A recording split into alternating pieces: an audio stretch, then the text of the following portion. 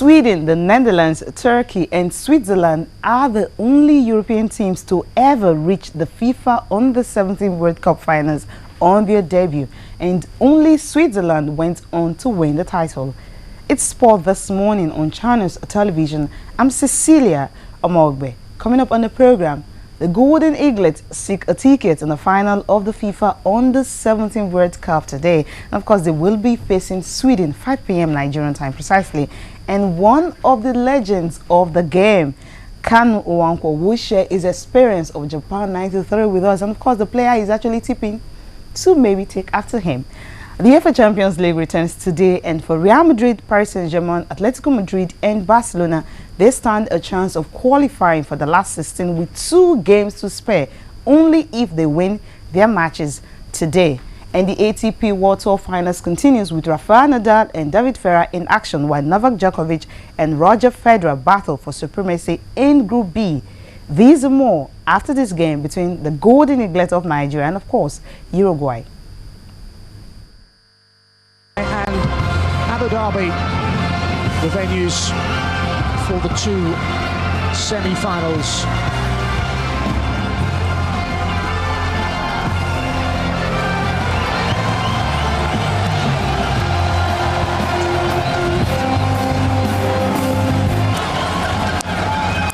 Such a great tradition down the years. Nigeria lost on home soil back in 2009, one of the big upsets when they went down in the final to Switzerland. Triple winners though. Uruguay vying to go one better than the losing place in the final in Mexico 2011. Sharjah the setting.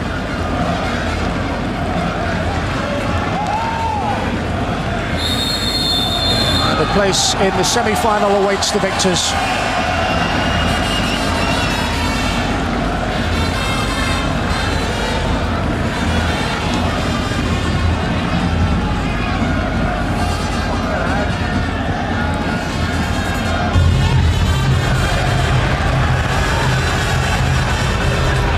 Lovely ball.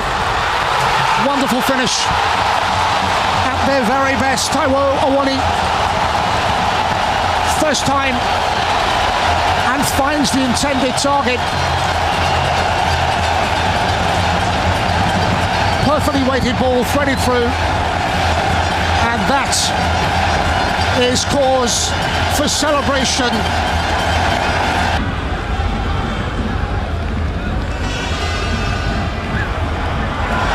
They find a way through. It's a lovely ball, and it's another goal for Taiwo Awoniyi, and that could be the end of Uruguay's World Cup aspirations. Nigeria double their leads, and another goal that was wonderfully worked. Matter of minutes, and Chidereze, it won't matter in the end. Final whistle. Cue Nigerian celebrations. The 3 times winners are into the last 4, and Uruguay bow out in tears. Good morning, I'm Cecilia Omogbe, and of course Shina Phillips is in the house today. Shina, good morning. Cecilia, you're beautiful. How do you do it? I'm blushing, thank you. Good to see you. Good to have you on the show. Wow, it's lovely. So let's get started with the FIFA Under-17 World Cup. That is the big one, and the Golden Eaglets will be picking a ticket for the finals today. Will be, because that's the confidence everyone is having. They played Sweden. They played Sweden before during the other group stage. They were drawn in the same group, and surprisingly, you have just 3 teams from the same group, Group F, getting to the semi-final. You have Mexico, you have Sweden, you have Nigeria, and the only team that is outside that was in another group. Really, for me, it doesn't matter if we have the same teams coming from the same group. You know, the reason is this: the best should emerge. Yes. And if we have the best coming from a particular group, that's exactly what we're getting. Okay, and Argentina and Nigeria happens to be the only team that have been unbeaten this one. Nigeria, of course, Sweden, they're the opponent they're facing today, where the one went short that their winning streak well, kind of cut short because that was a draw. And facing them today, do you see the Eaglets not repeating what they did against Sweden, at least overriding them in this particular Well, one? from what I saw of the game against Uruguay, it's clear to me that the tacticians behind these boys, the coaches, I mean, they know what they're doing. They've taken their time to critically look at their opponents, and they have gone to the drawing board to do exactly what any technical mind should do. So I see a situation where we'll definitely deal with the Scandinavians this time around. I mean, from what I saw of these boys playing in that manner, it's aside from desperation to win, there is cohesion. Okay, let's see. And with that, I think that they can beat any team on this in this competition.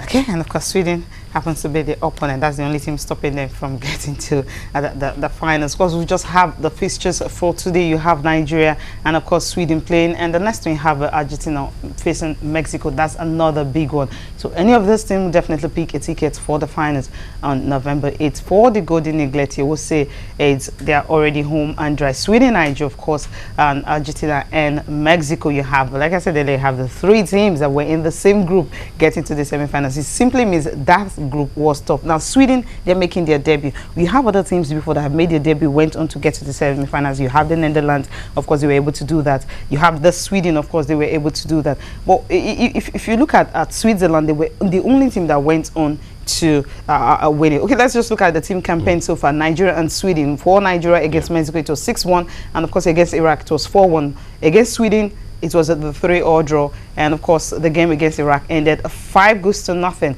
And why for Sweden, of course, they lost to Mexico by a lone goal. And for Iran and Japan, of course, you have the scoreline there, and of course it was a 4-1. Now for the Golden Eaglets, they've scored 20 goals so far in this tournament. Amazing. That's really amazing. Yeah, especially, I mean, that's the character of a champion. Yes. And this particular team is a champion team, and I see that the winning streak can carry on to the end, and they can bring back the trophy. I would say that psychologically, it's understandable if they underestimated the Scandinavians for the first game, but I know this time around they are prepared, not only to play with them, but to mold them. And I can see, you can feel the energy. You can see, yes, you can see it. These boys are all out, not just for the glory, but to prove that they understand this game. And I think that the input technically is amazing. So I see them, really getting it all. Yeah, getting it all. Okay, well, Kanwanko, of course, to the earlier web journals on the show, of course. He talked about so many things. I mean, it's a phone call, which they did earlier before. She's supposed to be on the show, but we had to do a call because of some logistics. How to happen? Kind of, how Lagos is anyway. And that's just the basic thing. Kanwanko, of course, we had a phone call earlier with him where he was, talking about his experience at Japan 1993. He's one of the legends of the game. He's one of those players who actually went on to become African best players in Nigeria. And of course, when you have the likes of a Henacho in this particular squad, you have a Woniyi and you have Isaac Success, and these are the players you look at and you remember Ekano on the 17th level. Do you think one of those players can really go ahead to replicate that? I see that happening. I see Kelechi, for instance, amazing. It's possible. I have a friend who happened to be Bonfrey Joe's manager. Okay. And he said to me as an agent, look, if you can give me another Kanuwanko or JJ, I mean, that would be spectacular. Now, I can see that happening with this young squad. Yes, this squad has it. And all we need is to keep the squad, let them transit to the next level. Surely we'll have another Kanu coming out from these top strikers. Yeah.